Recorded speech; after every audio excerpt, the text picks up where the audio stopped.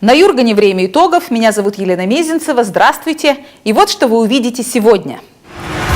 Вынужденная благотворительность. Как обычно, тоже помогали ветеранам, убирали деревню. Школьники получили зарплату через год. Наследие Иркопа. Древесина, она не разлагаясь, сохранилась вот в течение практически 8 тысяч лет. Республика претендует на звание родины лыж.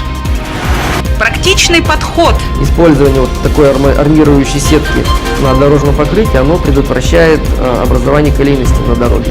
Самые заметные разработки коми-ученых. Сегодня сначала на Удару. Честно признаюсь, знаю о районе немного. Если какие-то известия оттуда и прилетают, то почему-то нерадостные. Но чтобы все плохо, так ведь не бывает, верно? На этой неделе на Ударе случились сразу два события. В среду депутаты Совета выбрали руководителя администрации, им стал Николай Жилин. А в четверг в район приехал руководитель рангом повыше. Гайзера тут ждали, ему даже аплодировали. Почему? Потому что, по наблюдениям моих коллег-журналистов, местные жители муниципальной власти не очень-то доверяют. Нет ей до нас никакого дела, считают ударчане. На этом эмоциональном фоне руководитель региона, конечно, выглядит как герой, но к такой ли популярности он стремится? Репортаж Максима Васильева. Техническая поддержка сельского хозяйства – главный приоритет развития экономики региона. В этом году аграриям перечислят больше миллиарда субсидий и субвенций. Об этом Вячеславу Гайзеру приходится повторять каждый раз. Ударский район в этом смысле тоже исключением не стал. В селе Чернутьево всерьез озабочены увеличением численности стада, поэтому очень рассчитывают на новую ферму. И она обязательно будет, успокоил Вячеслав Гайзер. В программе технического переоснащения фермерских хозяйств село Чернутьево есть. Главное сейчас вовремя оформить все нужные документы, подчеркнул глава. Последние годы мы активно эти программы развиваем, они дают свой соответствующий эффект. Вот сейчас прозвучало, что уже 3900, да, там надо это. Но у нас ведь в целом, если сказать, там по республике уже за 5000 по году в среднем. Но если по Прилузию брать, там 5500 надо. Вообще для республики это очень большой рывок. Газификация Удары тоже не за горами. Пока что единственная в районе газонаполнительная станция при оптимальной мощности в 1500 тонн сегодня обрабатывает в 5 раз меньше. Впрочем, и этого объема сельским поселениям более чем достаточно, но только для бытовых нужд. Чтобы голубая субстанция стала для района топливом, нужен ряд волевых решений, например, перевод мазутных котельных на газ. Понятно, что вести сюда отдельную ветку газопровода накладно и бессмысленно. Проект автономного газоснабжения, как считают генералы промышленной компании, один из самых перспективных. Вот то, что сейчас, вот в каком виде, да, то, что называется бытовой газ, это не перспектива. Перспектива может быть, и в том числе экономически, только в том смысле, да, если мы рассматриваем на дальнейшем газификацию в части тепла. Промышленность, да? Промышленность, конечно. Это собственно, Александр знает, что мы эту тему обсуждаем с Большим Газпромом, возможность действительно строительства комбината по сжижению и, соответственно, доставки. А вот если под это посмотреть, никто не говорит, что это сегодняшнего дня, то тогда, может быть, сейчас хотя бы расчеты какие-то произвести. Мы разные варианты рассматриваем. Сейчас, тем более, Промгаз, как вы знаете, должен нам выдать уже в ближайшее время скорректированную программу газификации Республики Коми. Там как раз ряд районов будет предложен как для автономной газификации, в том числе и Ударский, потому что, сетевой газ. Хотя в первоначальном варианте 2005 года программе Ударский район был предусмотрен газифицировать сетевым газом. Да. Но это надо больше 200 километров сетей построить. Это так, очень серьезные инвестиции. Свои расчеты уже провела местная власть по возобновлению авиасообщения. Уже в мае в Кослане приступит к ремонту взлетно-посадочной полосы. Правда, в стоимость включена пока только взлетка. Здание аэропорта местная власть должна будет привести в порядок за свой счет. Так что в июле, максимум в августе здесь ждут первую чешскую ласточку. В марте месяце надеемся, что Коми Авиатранс разместит аукцион по подрядной организации. Мы после определения подрядчика в мае месяце намерены приступить к работам. Стоимость работы оценивается 3 660 000. Кроме того, мы вместо здания действия нынешнего аэровокзала будет установлен модуль здания для приема пассажиров по временной схеме. На встрече с инициативной группой Усогорска главе региона впервые официально представили предложение по итогам его доклада Госсовету Коми. Это был именно тот вариант обратной связи, который Вячеслав Гайзер ждет от населения. По тому блоку информации, которую я получаю, первоначально хотя бы даже, не только Сударского района, сегодня просто, как пример, наверное, был, да? Хочу сказать, что большая часть предложений, я даже оценил там порядка 80%, они абсолютно конструктивны, и что самое главное, они не расходятся с теми основными направлениями, которые правительство для себя наметило. Они дополняют их, да? Где-то усиливают или где-то там акценты определенные вносят. Но в целом, я убедился, мы абсолютно правильно представляем себе проблематику, да, и те пути, которые нужно, пути решения проблем, которые нужно нам в республике применять. И то, что сегодня прозвучало, в том числе и на встрече с активистами района по обсуждению этой программы, лишний раз это подтвердило. Как пример, который звучал сегодня там, по решению проблемы вовлечения инвалидов, да, мобильных групп населения в занятия физкультурой и спортом. Значит, правильно мы в свое время это себе представляли, и здорово, что сегодня такие тоже, так сказать, предложения прозвучали и дополнения будем реализовывать. Удорский район – один из самых перспективных с точки зрения природных ресурсов, говорили Вячеславу Гайзеру местные жители. Развитие промышленности – это новые рабочие места, а значит сокращение оттока населения и серьезный удар по алкоголизации. В этом году запасы удорских сланцев перейдут на баланс федерального министерства, говорил глава республики. И после этого будет оформлена заявка на строительство завода, который по масштабам будет намного больше, чем, к примеру, Сыктывкарский ЛПК. На встрече с жителями Удра Вячеслав Гайзер обозначил сразу несколько приоритетов в экономическом развитии потенциала района. Техническая поддержка сельхозпредприятий, федеральная заявка на создание в районе крупного комбината по переработке сланцев, создание условий для прихода на Удру крупного инвестиционного бизнеса. Ответил Вячеслав Гайзер и на частные вопросы, причем некоторые из них он разрешал прямо на месте, чем не раз срывал аплодисменты ударчан. Максим Васильев, Дмитрий Ведерников, телеканал Юрган, Удорский район. Тема школьных автобусов, затронутая Юрганом на этой неделе, задела за живое. Сельчане стали звонить в редакцию. Учитывает ли федеральный законодатель региональные особенности, когда ужесточает требования к водителям и самой технике? Как мы будем выходить из положения? Давайте об этом поговорим с заместителем министра образования Дмитрием Беляевым. Здравствуйте, Дмитрий Анатольевич. Здравствуйте. Подскажите, пожалуйста, сколько у нас всего школьных автобусов? Сейчас школьных автобусов в эксплуатации порядка 200 по всем образовательным организациям, в том числе муниципальным. Хватает ли их везде, там, где они нужны? В основном, наверное, это все-таки сельские районы.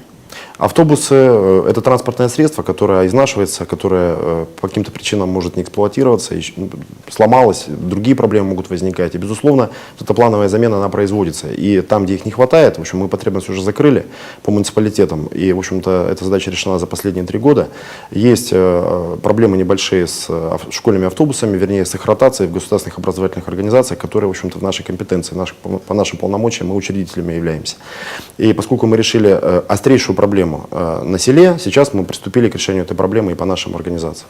Но это хорошо, что они выходят из строя, потому что новые автобусы, которые вы должны покупать, они, наверное, все-таки уже соответствуют тем требованиям, которые к ним предъявляются, так или нет? Безусловно, при приобретении автобусов, это конкурсные процедуры, там закладываются в технические задания все необходимые требования, которыми должны удовлетворять транспортные средства. Причем мы стараемся актуализировать эти требования в соответствии с законодательством, а нормативные нормы и другие документы, они меняются достаточно часто. И, в общем-то, все эти вещи находят отражение в технических заданиях. Значит ли это, что каждый новый купленный вами автобус уже полностью соответствует меняющимся требованиям? Или все равно нужно доводить каждую машину потом до ума, там, ремни безопасности прикреплять? Бывает ситуация, в прошлом году в частности была такая ситуация, когда мы приобретали автобусы согласно нормам, которые действовали в 2012 году, потом появились изменения, тахографы, так называемые, которые сейчас вот они обязательны для использования. Причем не сами тахографы, а дополнительные устройства, которые сопровождают этот процесс. Соответственно, здесь приходится уже докупать дополнительное оборудование уже после приобретения самих автобусов.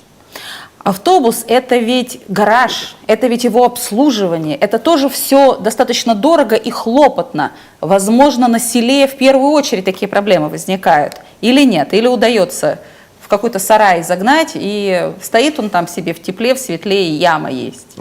Как часто это бывает, по-разному. Есть школы, мы знаем на селе, которые оборудовали неплохой гараж, которые, в общем-то, обслуживают автобус с точки зрения всех необходимых эксплуатационных действий. Но есть ситуации, когда автобусы действительно стоят на улице. Эти вопросы должны решаться уже в индивидуальном порядке, может быть, на условиях софинансирования, то есть надо решать вопрос. Но здесь совокупная стоимость обслуживания, она может быть достаточно высокой. Но мы специально закладываем в технические задания и рекомендуем это делать муниципалитетам избыточные требования к производителю, чтобы минимизировать выход из строя автобусов по каким-то качественным характеристикам. Ну, чтобы запас прочности какой-то был у автобуса. Да, безусловно. Но в любом случае мы не можем использовать по нормам в образовательных организациях автобусы старше 10 лет, поэтому в любом случае каждые 10 лет должна быть замена автобусов. И мы вот как раз сейчас занимаемся этим. 200 автобусов – это 200 водителей. Вот это должны быть люди совершенно с безупречной водительской репутацией, со стажем не менее года и категорией D. Вот удается ли находить таких людей, особенно в глубинке? Существуют две проблемы. Первая, конечно, отсутствие кадров как таковых. То есть и не только по водителям автобусов такая ситуация возникает, по другим специалистам, которые требуются для школ, тоже есть такие проблемы и сложности. Это касается медиков, это касается других каких-то профессий.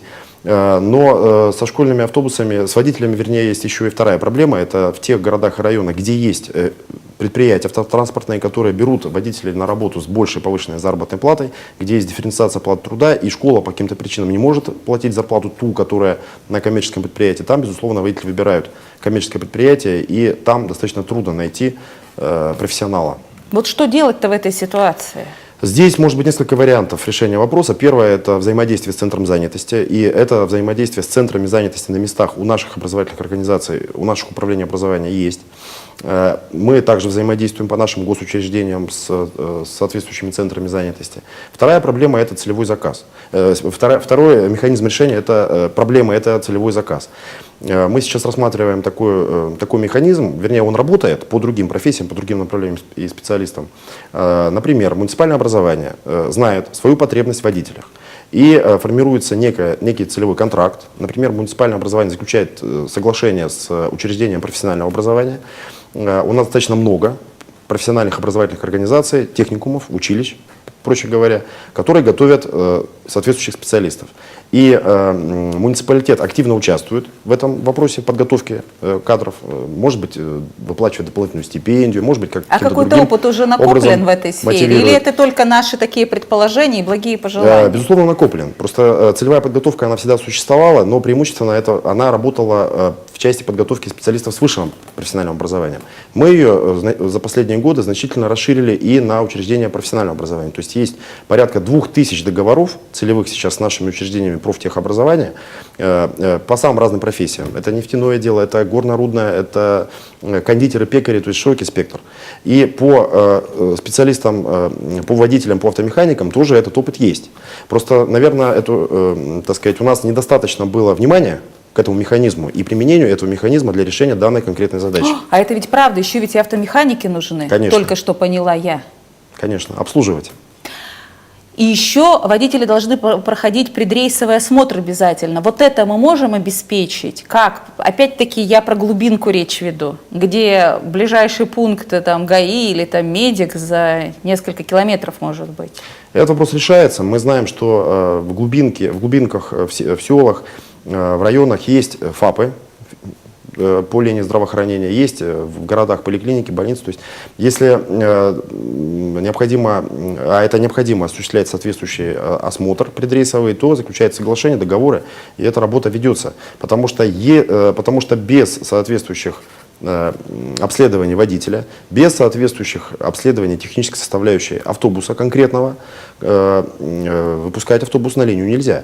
И здесь нам активно помогают наши коллеги из органов ГИБДД, которые, в общем-то, проводят соответствующие рейды, причем во всех районах, во всех городах. Мы получаем аналитику ежемесячно, скажем так.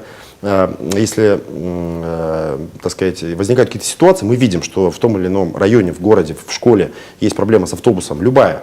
со школьным автобусом, либо техническое, либо отсутствие водителя, либо еще что-то, мы подключаемся и стараемся как-то решить вопрос. Но здесь хотелось бы, чтобы и органы муниципального управления, самоуправления, они тоже, в общем-то, активно подключались к этой работе, потому что есть районы, я не буду сейчас их называть, где есть школа, есть администрация района, и как бы они сами по себе существуют.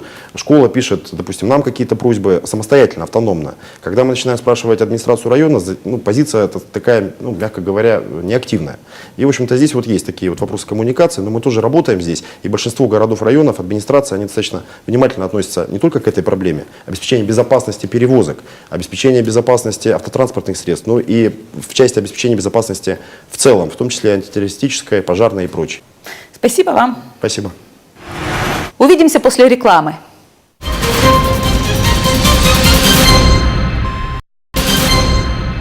Восемь школьников из деревни Скородум Усть-Куломского района все-таки получили вознаграждение за работу в трудовой бригаде. 306 рублей за 5 часов, 660 за 12,5.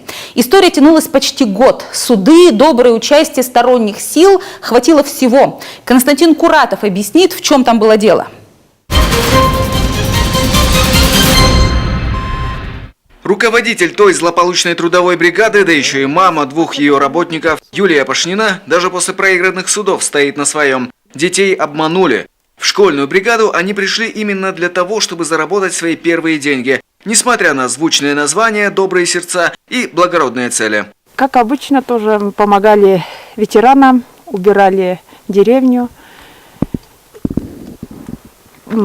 Отработали 5 дней, и я обратилась к руководству школы, сколько дней мы должны проработать, чтобы как бы месяц, сколько дней должны работать, да? И вот мне они сказали, что работа не будет оплачиваться. Подобная трудовая деятельность деревенских детей в Скородумской школе практикуется уже с десяток лет. Администрация учреждения оформляет нужные документы об организации общественных работ, а районный центр занятости выплачивает материальное вознаграждение, исходя из минимального размера оплаты труда. В прошлом году все начиналось как обычно. Добрые сердца к местным бабушкам пришли уже 25 апреля, но на этот раз привычная система дала сбой. Позвонила в центр занятости, мне сказали, что никакого договора Скородумской школы нет. И никакой оплаты вести речи не будет. Потом на следующий день я поехала в центр занятости, начали выяснять.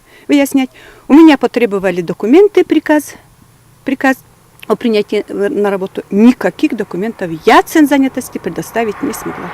В центр занятости сказали, что задним числом мы оформлять ничего не будем. Сыграла и кадровая неразбериха. Прошлой весной в Скородумской школе один за другим сменилось сразу 3 руководителя. Последний действующий директор сначала ушел в отпуск, а в первый же трудовой день его уволили. У исполняющей обязанности не было права подписи, поэтому она документов и не касалась. Далее назначили нового исполняющего из числа учителей, который про эти бумаги ничего не слышал. Все приказы по деятельности школы новый директор получил только в конце мая. Время было упущено. Хотя первоначально все нужные бумаги были, утверждает тогдашний завуч Нина Рогозина. Оставалось только их подписать. Нина Ивановна не имела права подписи.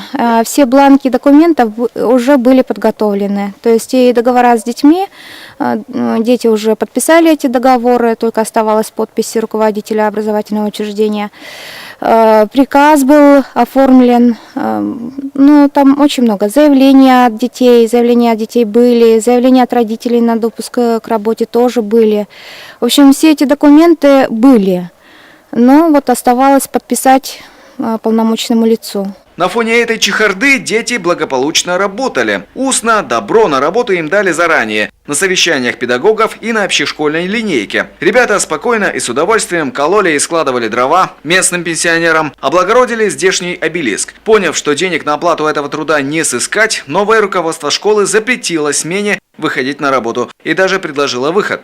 Прежнее руководство ничего не сделало насчет заставило просто работать. А я попыталась, но уже было поздно. Я хотя ей сказала, Юлия Ивановна, у нас 3 июня организуется трудовая бригада. Пусть эти дети, которые работали в мае, несколько дней не будут работать. Там они поработали 22 часа, и я вычту и оплачу их работу. Но она мне сказала, если вы так сделаете, я подам на вас в суд. Я потом не пошла на этот компромисс. Стороны не договорились. Руководитель школы говорит, искала деньги на оплату в бюджете, но, конечно, не нашла. А обиженная преподаватель и родитель Юлия Пашнина, в свою очередь, обратилась в суд, который в итоге проиграла. Фемида оправдала школу, мол, трудовые отношения не были оформлены, значит, учебное заведение ничего платить не должно. Хотя загвоздка всей истории сводится именно к бумагам, про которые сами же устроители работ просто забыли. Тупик.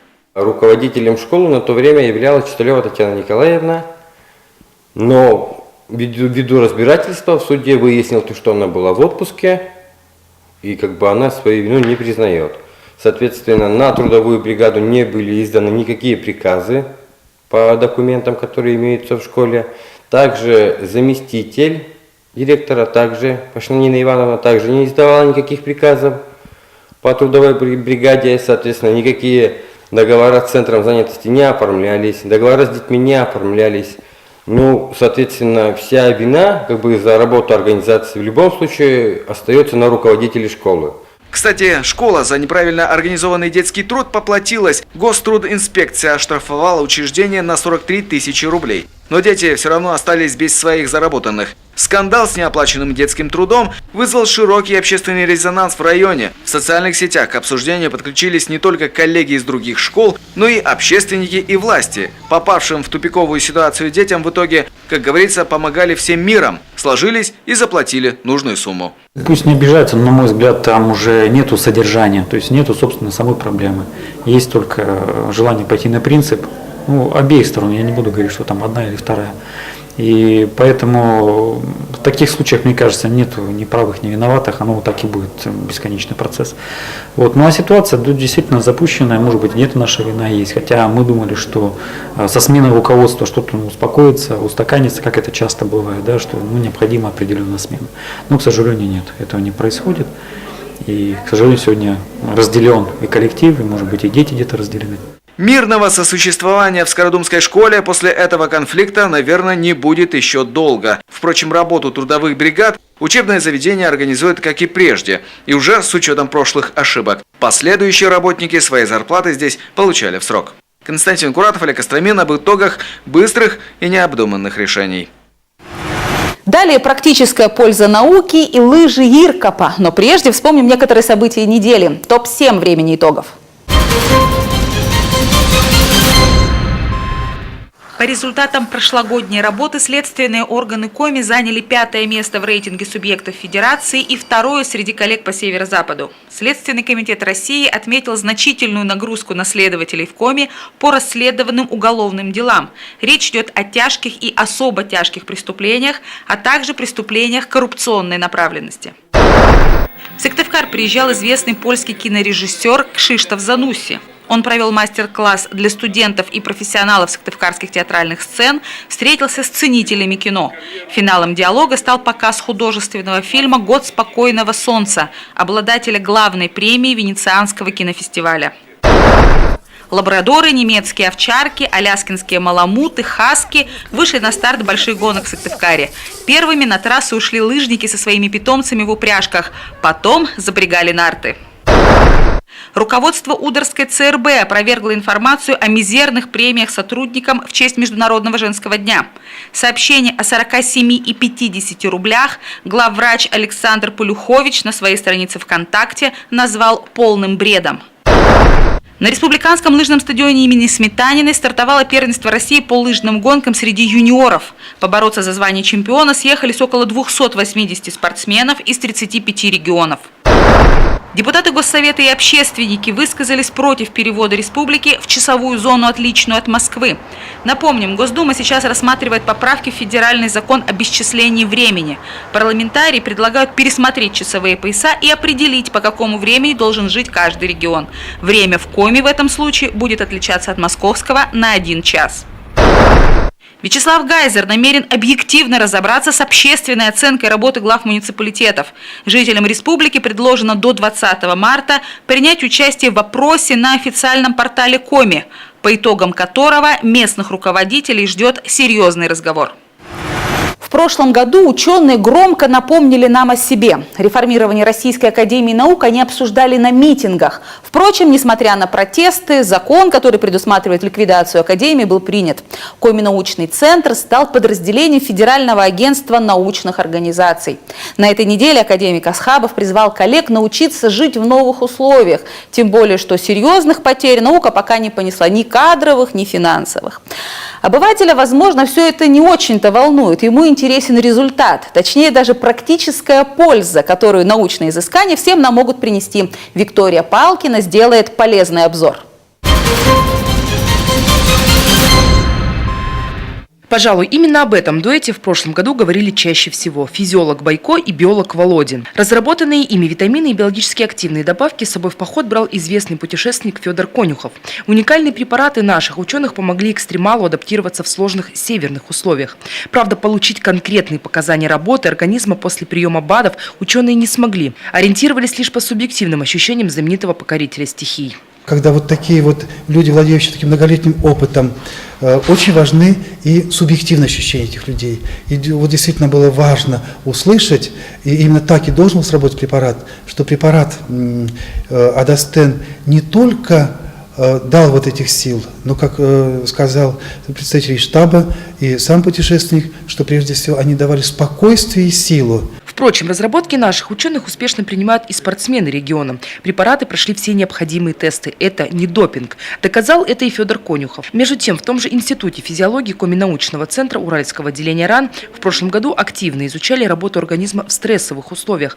Трудились специалисты с лыжной сборной Коми. Мы очень рады, что нам удалось в определенном смысле взаимодействовать, оказывать какие-то консультативную помощь, рекомендации, тестировать наших спортсменов. То есть, надеюсь, что наша работа, она какую-то помощь им оказала. Мы очень на это надеемся. То есть вот для нас важно в данном случае, как, может быть, ни странно, мы как бы теоретическое учреждение, но вот именно такой практический прикладной аспект оказался в 2013 году, я считаю, доминирующим. Руководитель лаборатории региональной геологии Александр Пыстин тоже считает прошлый год удачным, несмотря на то, что он получился больше кабинетным, чем выездным.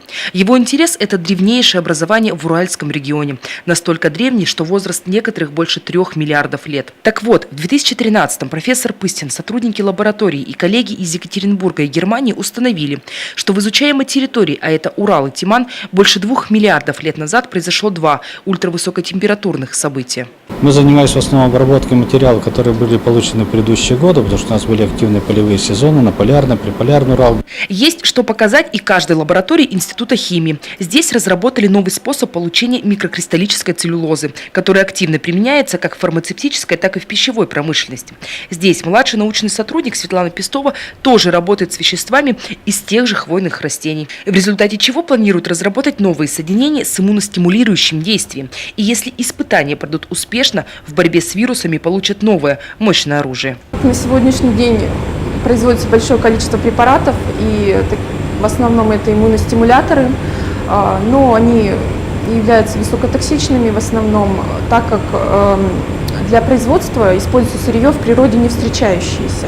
Устойчивые к повышенным температурам полимеры – главное достижение группы технологий и механики материалов. В состав, разработанный нашими химиками, входит в современную стеклопластиковую арматуру, которая давно покорила строительную промышленность на Западе и пока слабо используется в России. По словам ученых, новые ГОСТы, которые приняли в этом году, должны помочь продвижению их образцов. Как компонент объекта строительства или дорожного какого-то, для улучшения ситуации, кстати, вот для республики, с колейностью можно поправить, потому что использование вот такой армирующей сетки на дорожном покрытии, оно предотвращает образование колейности на дороге, в частности. Ну и плюс в строительстве, то есть замена железной арматуры, каких-то ответственных конструкциях строительных. Современные керамические мембраны – ювелирное дело рук Павла Кривошапкина и его единомышленников. Они должны стать передовым компонентом систем очистки, например, в пищевой промышленности.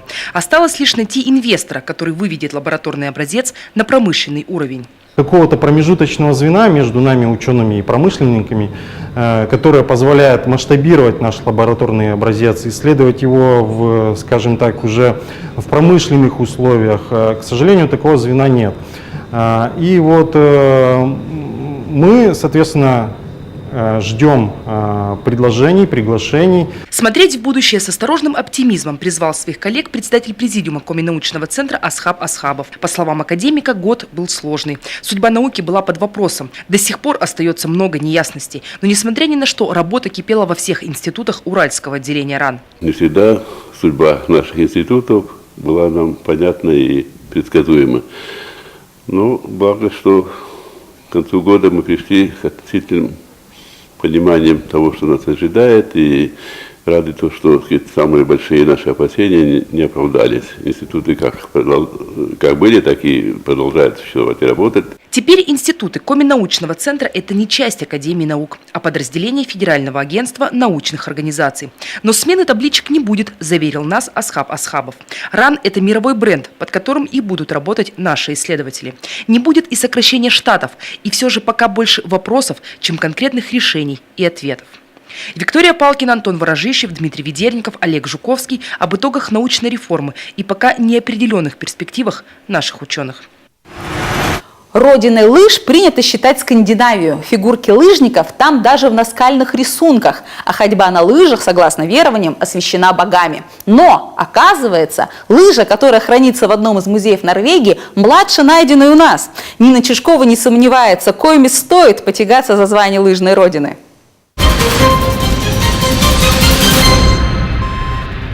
Коми, она и есть родина, родина лыж. У нас Раиса Сметанина, Василий Рочев, ну и много спортсменов. Без лыж в зимнее время что было в лесу делать?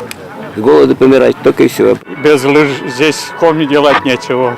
Наша республика самая лыжная в России, поэтому мы должны, как вот Деда Мороза прихватила Вологодская область, хотя у нас тоже хватает Дедов Морозов, наверное, и Мороза.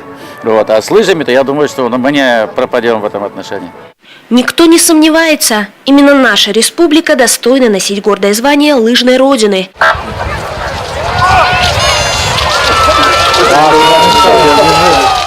Здесь люди буквально рождаются с лыжами на ногах, а некоторые не расстаются с ними в течение жизни. Это гарантия крепкого здоровья, северного долголетия и бодрости духа.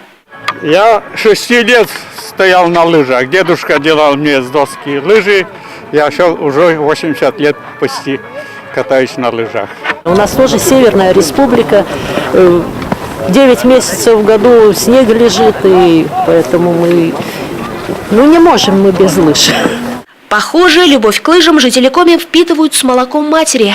Ответ на вопрос, почему именно этот вид спорта для них особенный, можно найти в коми-мифологии.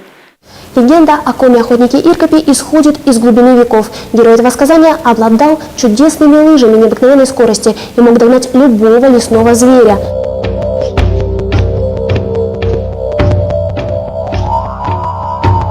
В прошлом веке легенда получила подтверждение. Археологи обнаружили кусочек лыжи со скульптурной лосиной головой. На экране то самое Синдерское озеро, в котором, если верить преданию, и утонул обладатель легендарных лыж, провалившись под лед. В надежде спастись, он отрезал завязки на лыжах, и те улетели, продырявив здоровую сосну. Неподалеку от этого озера экспедиция во главе с археологом Григорием Буровым и обнаружила свои бесценные находки. 200 уникальных предметов из дерева, коры и травы. Самые хитовые находки – это лыжи двух типов, а одна из них – скульптура изображением головы лося. Цивилизации сменяли одна другую, планету Земля охватывали войны и революции, а технический прогресс ушел далеко вперед с момента изобретения колеса. Все это время, 8000 лет, деревянное творение древнего мастера лежало под слоем торфа и выжидало звездного часа. Его возраст ученые определили при помощи радиоуглеродного метода. Для этого метода нужны остатки органических веществ, которые содержат радиоактивный углерод с атомным весом 14. Вот этот углерод формируется от излучения Солнца, и когда так предмет захоранивается, то он перестает накапливаться, и специальными приборами, в специальных лабораториях устанавливают, сколько времени произошло с этого момента. 6 век до нашей эры, ледниковый период уже в прошлом, а человечество все больше расселяется по планете. Раскопки неподалеку от Синдера приоткрыли завесу тайны над образом жизни древних людей. Археологам крупно повезло. В поле их зрения попала, образно говоря, первобытная помойка. В это старичное озеро попадали предметы, которые люди вольно или невольно удаляли с места своего проживания. Вот деревянные предметы, они плавали в этом озере, потом тонули и постепенно они заторфовывались. То, что древесина сохранилась – редкая удача. В слое торфа без доступа кислорода она попросту законсервировалась. И теперь, став частью экспонатов Национального музея, древняя лыжа требует к себе особого внимания. В 2009 году были проведены реставрационные работы. Лыжа специалистами Эрмитажа. Лыжа была, подверглась реставрации. И в 2010 году мы ее получили обратно. Навершие в форме головы лося – настоящее произведение первобытного скульптора. Сам археолог Григорий Буров полагал, скульптурное изображение имело не только ритуальное назначение, но даже практическое. Оно находилось на носке, и оно как бы вот являлось стопором. Вот здесь вот в реконструированном виде видно. И она как бы не давала лыже проскальзывать назад. Вот это скульптурное изображение лося. По соседству с фрагментом древней лыжи в Национальном музее богато представлены и ее деревянные собратья. Здесь можно проследить лыжную эволюцию от охотничьих лямб до лыж знаменитых спортсменов. Это лыжи олимпийских чемпионов, которые прославили Коми: Николая Бажукова, Раисы Сметаниной и Василия Рочева. Романтики называют этих спортсменов потомками Иркопа. Пожалуй, чувствовать себя на лыжах как Иркоп – целое искусство, которым овладеть дано, увы, не каждому. Казалось бы, невелика наука, оттолкнулся и поехал. На деле же все гораздо сложнее. Секрет мастерства четырехкратной олимпийской чемпионки Раисы Сметаниной уходит корнями в детство. На лыжи спортсменка встала буквально как только научилась ходить. У меня родители оленеводы, ездили в тундре, мы вместе с ними, дети маленькие, кочевали вместе с ними в тундре. И, естественно, кругом снег. И приходилось ходить уже с самого маленького возраста на лыжах. Вокруг чума вначале бегали. А вот первые лыжи олимпийского чемпиона Василия Рочева были гораздо необычнее летающих лыж героя Коми сказания. Мне первый дедушка сделал лыжи из частей бочки из-под селедки.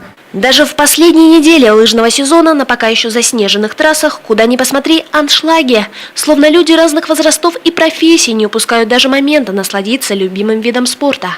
Что это?